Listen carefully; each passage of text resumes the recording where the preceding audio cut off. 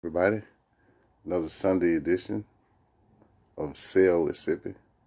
It's good to see you, man. It's a new day and a changing of the guard, so I know a lot of people are probably happy today. I know a lot of people are probably mad today, but all in all, man, it is what it is. And that's what being in politics would do for you. Yeah, but I'm going to talk about a few things. How does changing the presidency, or what will the last few days of his presidency be like? Will he try to beat Obama in ways of pardon? Will he try to wreak havoc and see how he can further mess up the economy? There's just so many ifs and what ifs, and what will he do, just to bring confusion or disturbing. Hey, how you doing, Miss Ragland? Hey, baby, what's up? You okay? Yeah, so I just want to thank all the people that came out and voted so that it would be a landslide. Never count us out. The power of us. I'd like to give a shout out to all the black women that came out and voted and supported Kamala Harris. To give a big ups to everybody for that. Give yourself a round of applause to that. I just think that it was, hey Jay, how you doing? It was outstanding the way that we came out in Pennsylvania and Atlanta, just all over the country. And we still had a lot of people who were on the fence, undercover Trump supporters and stuff. So I like to see their faces now when they try to run back home. But, to each is his own. And like I said, everybody had their own political reasons for supporting their candidate. So, enough of that, man. It's over. It's a new day. We just got to wait and see what President Biden and Kamala Harris are going to do about prison reform. I think and to get this economy back on track and to get everything back in line with the pandemic going on. People still think that it's not a pandemic going on, and that's the ultimate trick that could trick you out of your life. People are still dying from COVID-19. So just because it hasn't been in the news as much due to everything that's been going on with the election, people are still dying inside and outside from the pandemic, with COVID, inside the federal prison, inside inside the state prisons, just all over the country, man. So people are just not talking about the numbers as much because it's just like, when you get used to something, people don't talk about it as much. But how can you get used to us losing our loved ones for something that's preventable, as just taking precaution, wearing a mask and washing your hands?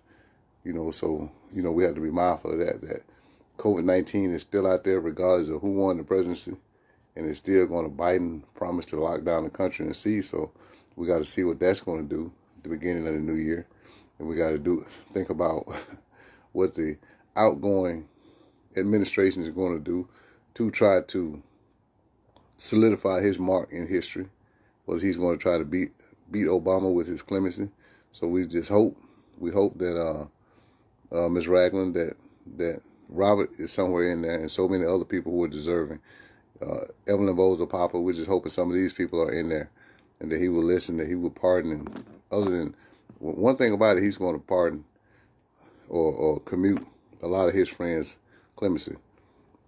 Also, I have these wristbands, that I'm going to be selling. I'm going to, make a post about it so you can look and see, what they say is a time for change. And their support for us, we're doing the Reinvention Center, along with Breaking Silence and Sail with Sippy. What we're doing a pre-campaign for a gentleman named Quentin Sanders. So you'll hear about that on the next show that I'll be a part of, which will be the Reinvention Center at 7 o'clock. So I always jump on here for a few minutes to try to get people to log on and build up our following on the Reinvention Center. Because, it's an open forum. We have different topics that we talk about. And you're welcome to come over, Ms. Ragland, and just to see, maybe one day you can come over and we can talk about Robert's situation and so many others who were denied compassionate release due to for whatever reason, because they were moved to a medical facility. Theirs is saying, how can you move somebody to a medical facility and more people are dying at the medical facility than they are in normal population? So how is that? How is that a reason? Hey, Holly, how you doing? How is that a reason for you to deny somebody compassionate release? Another thing I want to talk about is what can we do now to help our loved ones who are still stuck in the midst of this transition.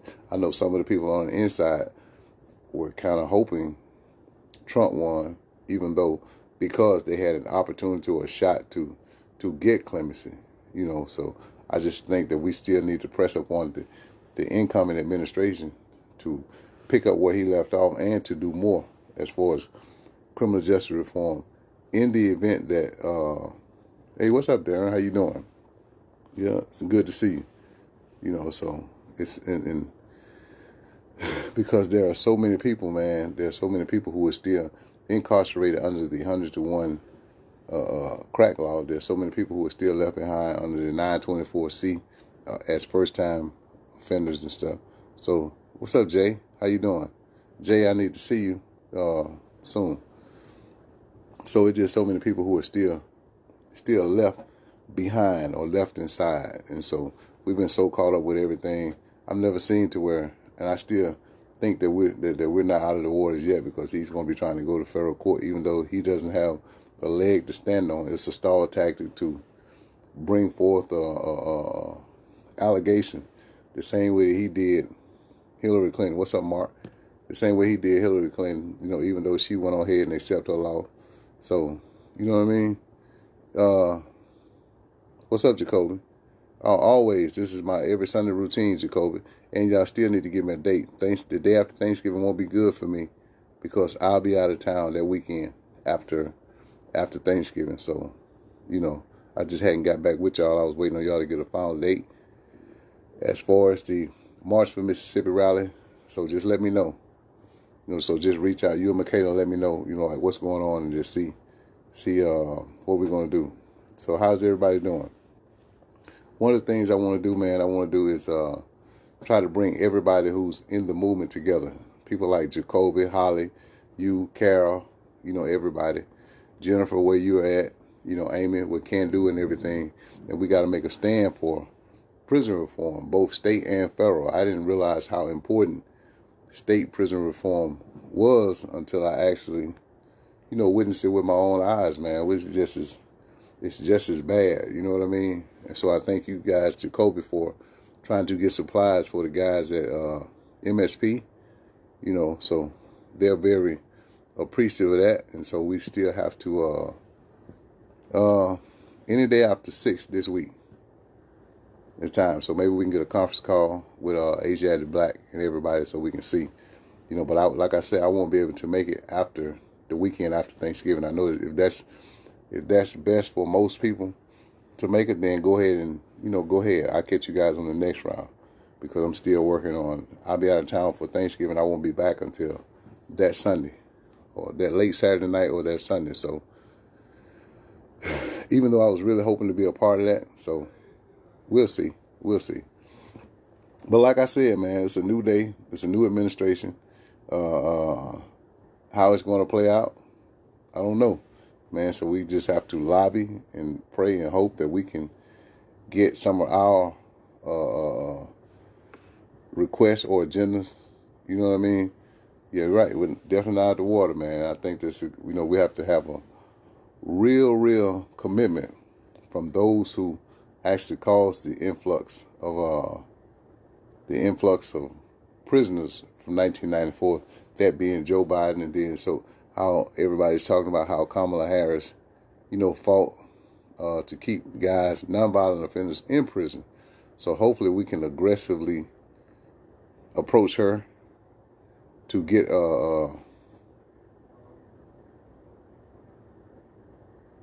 okay, yeah, we'll work that out.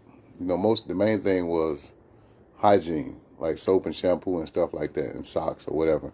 I'll take the picture of the what we call energy bag that we've been putting together and stuff like that. So we're gonna try to do a big round for Christmas to get all the guys something. So from different organizations. So maybe your organization. Okay. All right. Yeah. That's just a tip of the iceberg. We have 2,150 people there, but I'll check and see what other people have donated to see. And so, yeah, but that's a start though, Jacoby. So thank you again, and we'll talk about that later on in the week. Like I was saying, I will be on the Reinvention Center next, and so hopefully, my baby, she'll post a link if she can find the link before we get off, or maybe Lisa will jump on and post a link. I think there's a link. We have a guest who just got out after doing 30 years in the California State Prison, so we're going to be talking about prison reform tonight. That we know, in the transition from incarceration back to society. One of the things for us and everybody that's listening, what's going to be so important is we got to protect our youth. We got to give them something to do other than post a link, please, if you have it, for tonight's show. One of the things that we have to do, man, for everybody who's listening, because mass incarceration is a universal problem, not just an our problem. Thank you, baby. Not just my problem or your problem or our problem. We can't wait to one of our loved ones get incarcerated and then want to talk about it. What we got to do is we got to start talking about it now. There's so many guys who are incarcerated, who's been incarcerated since they were 14 because they were running with the wrong crowd. And so, okay, thank you. So one of the things that we have to do, we have to let our youngsters know, man, that it only takes one time for you to get in trouble. There's so many kids who have been in trouble, even in the feds and the state and everywhere, who've been in trouble one time, and they have life sentences.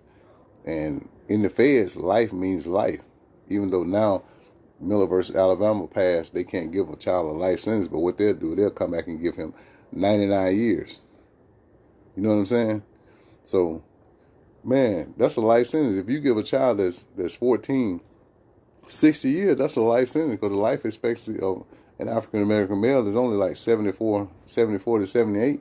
So you essentially giving him a life sentence. We can't wait until one of ours go to prison and then think about prison reform and talk about how we can save our youth and how we can save our young girls. Because like I tell people, black women are the fastest growing prison population. People don't believe me, man. I challenge you to look.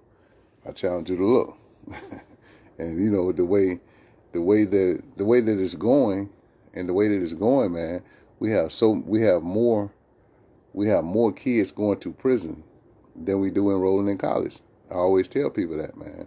We have more kids going to prison every year. I'm talking about teenagers, so they don't even make it out of high school to even finish high school, that are going to prison. So this is something that I see every day. This is something during my advocacy that I'm witnessing. So many people who have been incarcerated since they were 16 and 17, with 50 years, with 80 years, as a first-time offender for being with the wrong. So yeah, okay, some of their crimes were a little bit violent, but I'm talking about a child whose mind hasn't fully developed. I'm not making an excuse for any child who's out there, and I think that's just repercussions of so many black fathers and black mothers who are incarcerated. You got people trying to work and raise their kids and going to work, man. They're leaving the streets to raise their kids, and kids are not making conscious decisions to be able to stand alone. There's so much bullying going on in schools, on the streets, in prison, just everywhere in life, to where kids are not equipping the families, and the communities are not equipping our kids with the Quentin Sanders was 17. That's true. He was 17 when he got a life sentence. And the other people, 3 people who testified, are already at home. So, but we're not raising our kids to be able to stand alone. And Deron, one thing that I always try to tell you, be man enough to please make your own decision. Don't do what the normal crowd wants you to do. Be man enough to stand alone and protect your sisters, by all means, and help those who can't help themselves. That's what so many people watch other kids bully kids and they don't say anything. It takes a lot of courage for a child, a young man like you, Darren. It takes a lot for a young man like you to stand up to somebody else, regardless. But by all means, stand up to them and protect your sister. Help those who can't help themselves. You're smart, you're intelligent, you're athletic, and that's something that you should do, man. That's something that you should do. And I just think that it was God's way of leading me into your life by sending me to training at Christian City Fellowship. It was a great experience for me. And then being able to help Aaron and Trika, just to be able to talk to you and tell you, man, because, seeing that you're a bright and shining star, man, but you can only you can make your future brighter, because anything you want to be, you got to put your time into that, whether it's an athlete or whatever. And by all means, man, I know you think that sometimes we as teenagers think that our parents are being harder on us because they don't want us to have the things. They're being hard on us because they want to protect us from society. Man, there's some cruel young kids out there. I'm talking about elementary school kids. I look at kids now. Man, since I've been home. You talking about 14 and 15 years old. I walk by and I see them. They walk into the store just out in the open with their guns in their pocket. And I just, you when you try to say something to them, they look at you. Yeah, I hear your whole school, but then they keep on going. You know what I mean? He pushes down a little bit further. Still say yes, sir, and no, sir, but just to think of a child he's quit school, but they're coming in our stores and you see them every day, man, walking around with pistols in their pocket, with their pants sagging and everything. And it's just ridiculous, man. It's ridiculous. And these are some kids that come from good homes, man, but we're when you try to tell a parent about their teenage child, they get mad at you and think that, man, that ain't got nothing to do with you. But then as soon as he get to prison, they want to contact people like Breaking Silence, the Reinvention Center, and Cell with Sippy to try to advocate for them to get them out when they could save them now. So I try my best, man, to save as many I can right now before they get into that criminal justice system. And it's so easy to get into the criminal justice system that, man, it's just like that. You can get a couple of truancy, and I tell people, that goes on your record, especially in the feds, when they get ready to sentence you. Those are priors. Even though you didn't do any time for them, those are priors. If you got a theft charge in school, and they call the police on you, if they take you to the police station, that goes on your file, that goes in NCIC, and when it comes time for you, if you happen to catch a felony, a federal charge, they're going to use that to enhance you, to move you to a whole different category. So your juvenile record is going to play a big part of you going to, you getting sentenced in prison. So when we as teenagers, when I try to talk to teenagers, I try to tell them to focus on what they want to be, what they want to be. You know what I mean? Don't worry about what other kids try to lead them to be or anything. You know what I mean? And by all means, man, just kind of listen to your parents, then be able to have that communication to where you can talk to, where you can talk to your parents about anything. There's nothing too big for you to ask them, but you got to show yourself worthy of receiving whatever that you're asking from them. You can't do, hey, Priscilla, how you doing? Hey, Sandy. You know what I mean? So it's the same thing, man. Man, the young girls are so bad, man. I'm talking about, you see them, you walk up, they're cussing like sailors. And, man, when you try to say something to them, the first thing they tell you is they're allowing you. I'm like, okay, hey, I'm just trying to tell you, because I see so many. Listen, you're welcome, Trick. You see so many misguided youth that are lost and think it's a game. They think it's a game until they're sitting in the back of that police car, or until they're sitting in that courtroom and they're about to go to, they're about to get sentenced. And when you can't, when that all too real sentence say no, he's held without bond. You get caught up for something, for being at the wrong place at the wrong time. That's the biggest thing. When I walk and ask people, man, what are you doing? What happened to you? You seem like a good kid. Wrong. First thing they say, wrong place, wrong time. In essence, that means that we're with the wrong kids. So stand alone. Be strong enough to stand alone. Be strong enough to say no when it's something. Your gut is going to tell you when something is right or wrong. As a child, as an adult too. So your stomach is going to tell you when something is right. If it's wrong, it's wrong. You know what I mean? Don't do it. Don't take the chance, because it could be your last chance, man. I'm telling you, I was a first-time offender. That was, first-time offender, not a first-time criminal. I tell people, "What's up, Sheed? How you doing?" That's my legend basketball player, Rashid, who's on with Pee Wee Skills and Drills. I got a guy that you need to meet. He wants to have you on his show, maybe one day this week. You know what I mean? And also post your link on here, which is Pee Wee Skills and Drill. Like I said, I want to have you whenever I get the lease for this park, and I get it open and get it up, man. I want you to come out and do it like a 3-day camp, maybe for a weekend or something, here in Mississippi. Hopefully we'll have G Black, home by the end. And Tanaka, that's who I was thinking about the other day, Tanaka. We won the championship in 2017. It was me, you, Tanaka, and DC. So, but it's just so imperative, man, that like Norman Barber, Rashid, I call him Rashid, he came out and he's giving back to his community. And I just think because he was a promising player who got caught up, with the wrong people. And so his NBA career, okay, that's it. Pee Wee Skills and Drill. His NBA career took a turn, because he went to federal prison. But God blessed him, man, and kept him safe throughout all those years that he done. And it's good, man. He had a life sentence. You talking about an NBA basketball player, Duran. He's right here. Norwood Barber. Rashid, I got a kid that he's real good. He's real athletic. He's on here. His name is Duran.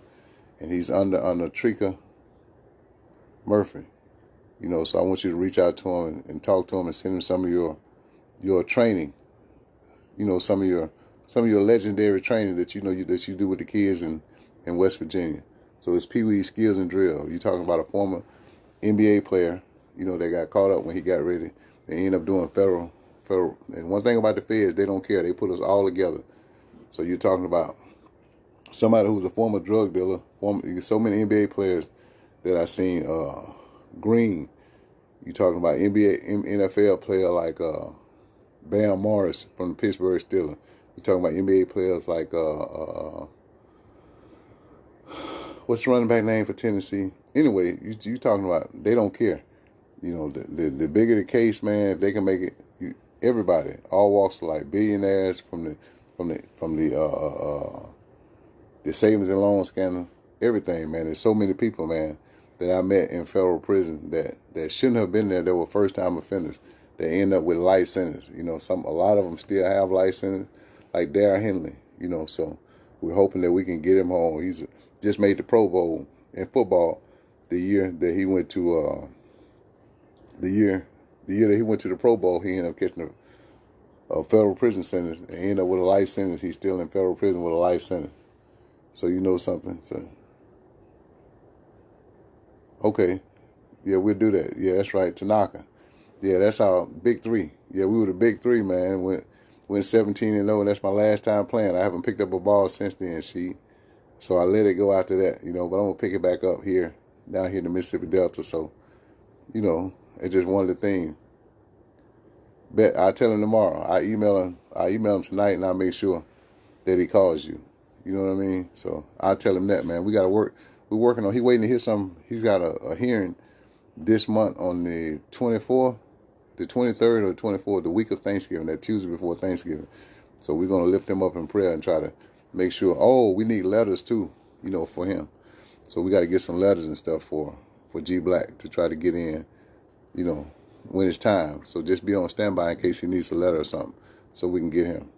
But look, It's getting close, man. Anybody have any questions before I get out of here? Just jump over. You'll see the Reinvention Center. That's with me and Breaking Silence with Lisa Riley and the Reinvention Center with James Jones. So that's our organization. That's our way of coming together and try to give back and to highlight prison reform. So if you got time, man, jump on, give us 20 or 30 minutes of your time. And I really appreciate everybody that came on and that's talking. Remember, man, it's it's a choice. So we got to get we got to give back. Yeah, I appreciate that. You giving back too. You giving back in the hood. I'm giving back this way, trying to, but we're all, and in the end, we're all giving back, man. So we got to get him so he can get out and get his organization. That's one of the things that he always talked about too, was having a training camp for the kids. Yeah. Thank you too, Lisa. Okay, my baby just posted the link again for all of you who are listening. Copy that link and join us at 7:00. I'll be here next week a little bit early and one day during the week this week, because I got a few things that I want to share with everybody. If you want, hey, how you doing, Miss Creighton? If you want to order a bracelet, they're $1, but I got to ship them to you. If you cash out me, you got to cash out me $150 because I got to put them in the mail.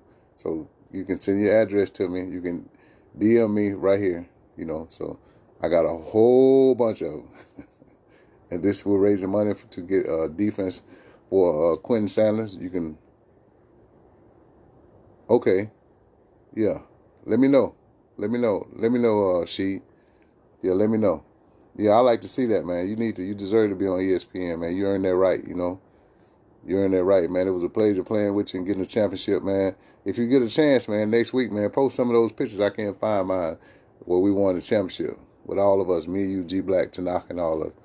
And yeah, so just so I can show people, there's so many people.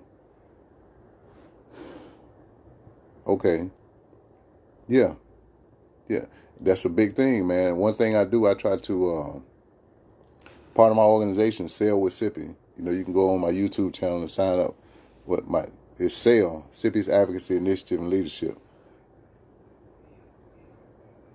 Which Sanders? No, Norman Barber. Oh, Quentin Sanders is a guy who was 17 years old. He was 17 years old. He was riding with some friends. They ran in a mall in Memphis, and they were going to steal some clothes there. They were going to steal some clothes out of the mall. And what it was, when they ran out, they jumped in the car and they was driving. And in there, trying to elude the police on a high-speed chase, they were leaving Memphis. A policeman pulled in front of them. The car hit the policeman, and Quentin Sandler was thrown out. He stayed in a coma for a few months. When he woke up out of his coma, he was facing charges, and so he got 51 years to life. He's in a Tennessee prison right now with 51 years to life. Had never been in trouble before. Had never had anything. He was only supposed to get 6 years, but he was riding with some friends. They went to the mall because of a guy who was a I don't want to say gang member, or drug leader gang member. One of his friends had stole some money from him or came up with some money that was short. And what they did was Darren, they jumped in the car. They tried to go and steal some clothes so they can get the money. He told them that they had to get the money, and they killed a policeman as they were leaving on a high-speed chase. But anyway, everybody was thrown out the car. It wasn't proven that he was even driving the car. The other guys, they didn't go to the hospital, so they didn't think that he was going to live, so they said that he was driving the car. When none of the evidence proved it, the way he was laying out on the concrete, it was, there was no way he could have been driving the car. You know what I mean? So he was thrown out. He ended up going to trial. They offered him a 15-year plea. He didn't even know. He didn't take the plea. Went to trial. They gave him 51 years to life as a first-time offender, as a 17 years old. So, yeah. So, when your friends have you out there drinking and doing different things, want to do something. So yes, he's been in prison for 21 years as a 17 years old. So we have the We have the wristband. What I'm going to do, I'm going to take pictures of the wristband. I'm going to post them. I'm going to make a post later on tonight after I get off the show. But it's getting real close for me to get time. You can reach out to me too, Miss Phoenix. Come over to the Reinvention Center. Do the link. Come over if you want to. Darren, that's the show that I did when I was out there. When I was out there with you the first night that we talked in the restaurant, and I let Mr. James Jones speak to you. So this is the same show, that I do every Sunday night. And so it's that time. I gotta go. I don't mean to run, man. I love you guys. Y'all take care. May God bless you, man, and just man, stop the madness, man. Just stop the madness. We all gotta help each other. Be safe. Wash your hands. Wear your mask. Protect yourself. COVID is still real. And we got to protect our families. We got to protect our communities. We got to protect our elderly. And we got to protect those who have underlying conditions. So in essence, protect yourself. Protect yourself. Protect yourself. Wash your hands. Wear your mask. Man, shout out to Stacey Abrams and the whole glam team that put what's up, Jimmy? You all right? Okay. Yeah, do that, man. Just inbox me whenever you come through. How you been doing, Jimmy? Yeah, that's good, man. I see you and the man still holding on. I will. I got you. I'll tell him. I know. I don't know if he sees Tanaka. That all the other units are locked down. Other than the unit he's in, they got all the people that work in the store, education, and where else? The store, education, and the chapel. But I'll make sure that I tell him no. I got you. Yeah, I got you. So send it to me, man. I'll find a way to get it to him. I'll find a way, even if I got to call a Grant or somebody like that. I think he's taking a class up there or something. But just let me know. You know what I mean? So I'll let you know. I'll get that to him. I'll make sure I tell him to call you too. Jimmy, inbox me, man, and tell me whenever you're coming through. All right? And we'll work there. Jump over to the Reinvention Center, man. You'll really love the show. Just on about an hour and 15 minutes. You know what I mean? So you guys take care, man. I appreciate everything. I appreciate everybody who showed up on the sound of my voice, man. Take care. God bless you and be blessed.